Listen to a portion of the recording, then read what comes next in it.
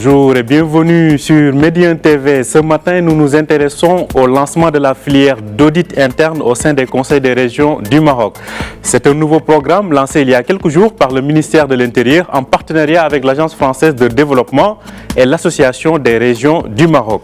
Alors, quel est le but et la valeur ajoutée de ce programme? C'est ce que nous allons voir avec notre invité du jour. Il s'agit de Mohamed Barachel. Il est le directeur, il est chef de division de la programmation et la formation à la Direction générale des collectivités territoriales au ministère de l'Intérieur. Bonjour Mohamed Barachel. Bonjour. Allez, merci à vous d'être avec nous. Tout d'abord, pouvez-vous nous expliquer en quoi consiste ce programme mis en place, donc de mise en place de la filière d'audit interne au sein des conseils de région? Le programme d'appui et accompagnement des régions dans la mise en œuvre de la fonction d'audit interne, tout d'abord, il s'inscrit dans le cadre de la dynamique des grands chantiers de réforme que connaît actuellement le Royaume, sous la conduite éclairée de Sa Majesté le Roi Mohamed VI, que Dieu l'assiste. En l'occurrence, le chantier de la régionalisation avancée et de la déconcentration. Il s'inscrit également dans les principes constitutionnels de la corrélation entre responsabilité et reddition des comptes et le principe de bonne gouvernance. C'est un projet qui est mené en partenariat avec l'Agence française de développement et l'appui de l'Association des régions du Maroc. La finalité du projet étant de mettre au sein des régions la fonction d'audit interne et la dissémination auprès de leurs futurs auditeurs conseils des techniques et outils du domaine selon les normes internationales en vigueur par la formation et par l'assistance technique. Alors, donc, par la formation et l'assistance technique. Alors, pourquoi le lancement de ce programme maintenant, Monsieur Barachel? En fait, ce programme ne date pas d'aujourd'hui. Il a démarré en 2019, pratiquement en octobre 2019, avec les communes. Sachant que 40 communes ont bénéficié de ce programme dans une première phase. On a commencé avec les communes car l'administration régionale est relativement plus récente et il a fallu laisser le temps pour l'installation des responsables et le recrutement du personnel, notamment après la loi organique relative aux régions qui a été publiée en février 2016. D'accord. Alors, comment ce programme sera-t-il déployé et quelles sont les régions ciblées? En fait, le programme, il touche l'intégralité des 12 régions du Royaume. Il est scindé en 3 phases. Une première phase de sensibilisation. Il va porter sur la formation. Des futurs auditeurs conseils aux techniques de diagnostic du système de contrôle interne. Il va porter également sur l'accompagnement sur le terrain pour la réalisation sur le terrain, pour la réalisation de l'analyse des risques. C'est une phase essentielle également pour la sensibilisation de mesdames et messieurs les présidents des conseils régionaux sur la finalité et la portée de ce projet. Et surtout, il faut distinguer entre audit interne et inspection.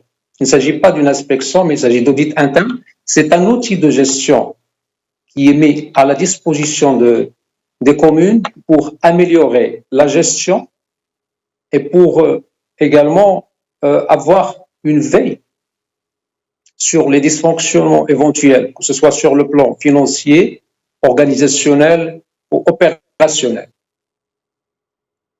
Donc, la sensibilisation est une phase très importante et la mise en confiance, surtout des structures de la région, est importante à ce niveau-là. La deuxième phase est une phase dite d'implémentation de la fonction au sein des régions. C'est une phase durant laquelle il sera question donc de renforcer les capacités des futurs auditeurs sur les techniques d'audit.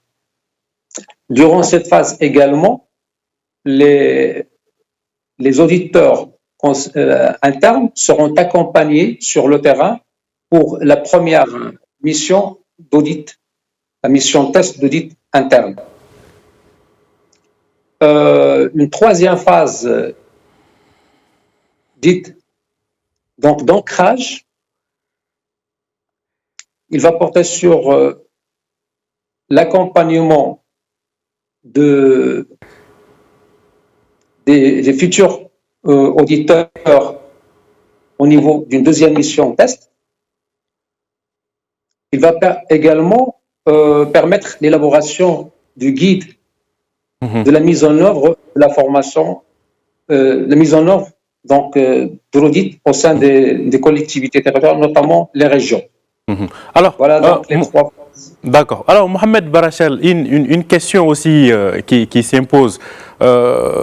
Est-ce c'est après avoir noté des insuffisances ou bien des manquements au niveau de la gestion au sein des collectivités territoriales que ce programme a été lancé? Qu'est-ce qui réellement explique en fait? Est-ce un besoin ou bien un constat basé sur des manquements? Bien sûr, il y a un besoin d'amélioration du fonctionnement des collectivités territoriales. C'est un besoin et également c'est une manière d'accompagner donc le processus de régionalisation avancée et l'amélioration des performances des services territoriaux. Alors, on sait que cette année, c'est une année électorale. En principe, si peut-être il n'y a pas de risque ou de bousculement du calendrier, on devrait avoir des échéances électorales.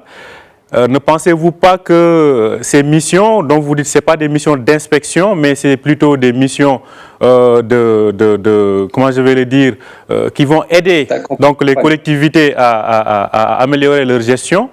Est-ce qu'il n'y a pas peut-être des visées politiques qui risquent d'être lues à travers la mise en place de ce programme cette année au niveau des conseils régionaux? Loin de là, car il ne s'agit pas donc d'une action isolée ou improvisée à la dernière minute. Comme je l'ai mentionné au début, c'est une action qui s'inscrit dans un cadre, dans une dynamique et dans un cadre plus global du chantier de la régionalisation avancée. Et ce n'est qu'une simple pierre dans l'édifice donc de modernisation et d'amélioration de l'administration régionale. Et dont la finalité reste l'amélioration de la prestation offerte aux citoyens. Et quel est l'assentiment ou le degré d'adhésion au niveau des présidents de conseils de région? L'intégralité des 12 régions du Royaume donc, participe à ce projet. Et justement, le 13 janvier, on a organisé une action de sensibilisation auprès de mesdames et messieurs les présidents des conseils de région et tout le monde donc, y a adhéré parce qu'on sent vraiment un besoin et cette fonction d'audit interne va permettre donc l'amélioration du fonctionnement des services. Il va permettre donc d'anticiper les risques. Il va également permettre donc d'aider les autres services et structures de l'administration de la région dans l'amélioration et le respect donc, des normes, des lois et l'anticipation donc, des risques de dysfonction que peuvent rencontrer ces services. Alors, on sait qu'annuellement, l'État, en tout cas depuis ces dernières années, a considérablement augmenté l'enveloppe allouée aux collectivités locales. On parle, je pense, d'environ 26 milliards de dirhams pour l'année 2019. Selon vous, en quoi ce programme va aider justement à la bonne utilisation des recettes ou bien des ressources financières allouées aux collectivités locales? Je veux préciser que l'audit interne ne porte pas seulement sur l'audit financier. C'est un audit global de gestion. Il porte sur le volet financier, mais également sur le volet organisationnel, le volet opérationnel, le volet respect des procédures, des lois et normes en vigueur. Mais globalement, si on améliore et on rationalise la gestion, ça va de soi que ça va se répercuter sur l'allocation et sur l'utilisation la bonne utilisation donc, du budget et des ressources de la collectivité. Alors, vous, au niveau du ministère de l'Intérieur, globalement, quels sont les besoins en renforcement de capacité et de formation que vous avez détectés au sein du personnel des collectivités locales? Généralement, il y a deux types de besoins. Il y a ce qu'on appelle les besoins transversaux. Bon, ce sont les besoins communs à l'ensemble donc, des collectivités territoriales. Ils portent essentiellement sur les besoins en développement personnel pour l'encadrement moyen et supérieur. Les besoins en tout ce qui concerne la bureautique et les logiciels et actuellement le digital et le travail à distance. Il concerne également le juridique, la rédaction administrative. Là, ce sont des besoins transversaux qui concernent l'ensemble donc des collectivités territoriales. Et il y a également des besoins, cette fois-ci verticaux ou spécifiques, et qui dépendent du type de la collectivité. Conseil régional, conseil provincial préfectoral ou commune. À son niveau, chaque type de collectivité a ses propres besoins qui dépendent de ses attributions telles qu'elles ressortent donc de la réglementation et les lois, les attributions qui sont octroyées par la réglementation et les lois qui les concernent. Par exemple, un besoin concernant l'état civil ne concerne que les communes. À côté, par exemple, un autre besoin concernant, par exemple, le marketing territorial, qui concerne en priorité les conseils régionaux. À ce niveau, notre rôle au niveau de la Direction générale des collectivités territoriales, il y a par essence un rôle d'accompagnement technique, financier et juridique des collectivités territoriales. Notre rôle est d'accompagner les collectivités locales dans l'identification de leurs besoins à travers la formation de leurs ressources humaines, notamment ceux responsables donc, des services de formation dans le domaine de l'ingénierie de formation, à travers également l'accompagnement de ces ressources humaines dans l'élaboration de leurs plans de formation et des schémas directeurs régionaux de formation. Voilà. Je rappelle que ce projet ou ce programme a été lancé en partenariat avec l'Agence française de développement. À ce niveau-là, pensez-vous qu'il y a des benchmarks ou de partage d'expériences dont peut-être le Maroc a aujourd'hui besoin dans la bonne marche de ses collectivités territoriales avec d'autres pays? Ça va de soi. Donc, le projet a été initié en partenariat avec l'Agence française de développement et avec la contribution de l'Association des régions du Maroc. Et on est ouvert à toute expérience et à toute expertise, sachant qu'on vise à ce que nos futurs auditeurs internes soient au niveau des normes internationales en vigueur dans la matière. Merci beaucoup, Mohamed Barachel. Je rappelle que vous êtes le chef de la division de la programmation et la formation à la Direction générale des collectivités territoriales au ministère de l'Intérieur. Merci d'avoir accepté notre invitation. Merci à vous. Merci à vous aussi de nous avoir suivis. Je rappelle que vous pouvez retrouver cette interview sur notre site www.mediantv.com et sur nos pages sur les réseaux sociaux.